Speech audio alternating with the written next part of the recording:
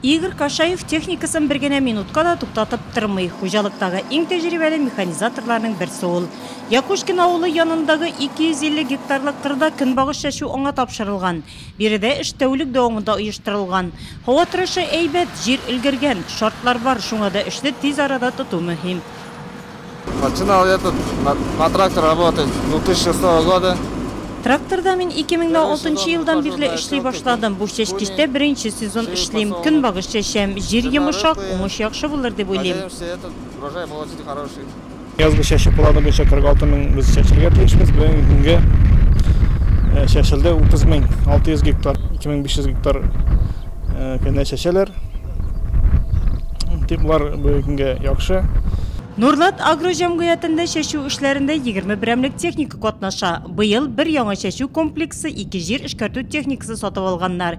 3 чәчү комплексы көнбагыш чәчүгә куелган.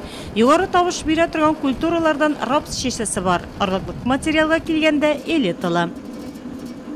В этом году у нас запланирован посев подсолнечника на площади 2400 гектаров. Быел без көнбагышны 2400 гектарда чәчәргә планлаштырдык, рапсны исә 500 гектарда. Бүгенге көнгә 1800 гектарда көнбагыш чәчтек. Әлегә рапсны чәчәргә тотынмадык, чөнки җир юеш. Нурлат агро җәмгыятендә чәчүлек җирләре 8 меңнән артык гектар мәйданны били. Көзге культураларны 1500 гектарда чәчкәннәр. Алары әйбәт кышлаган. Беренче чәчкән кырда көнбагыш тигез булып тишелеп тә чыккан. Рәтләре сизелерлек беленә. 8 мең план подсолнух чәчәргә, 5700 чәчелде. Планнарны высокомаржинальный культураларны чәчү планын үтәрбез дип торабыз.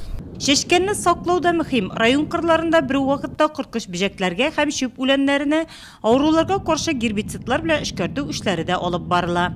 Азималарга 8 мең гектар да гербицид белән азималарга защита үткәрелде с процентников. И шуның белән рядом еще шикәр чигендерүче хуҗалыклар Южный белән Сулейманов шикәр чигендерде. Беренче пассивларда септерәләр. Авыл хуҗалыгында эш бер артлы тезелеп кенә тора. Чәчүдән соң пешән өстә шул арада терлекләрне җәйге лагерьларга күчерәсе бар. Аграрийлар өчен иң мөһиме көннәр матур торганда чәчүне төгәлләү.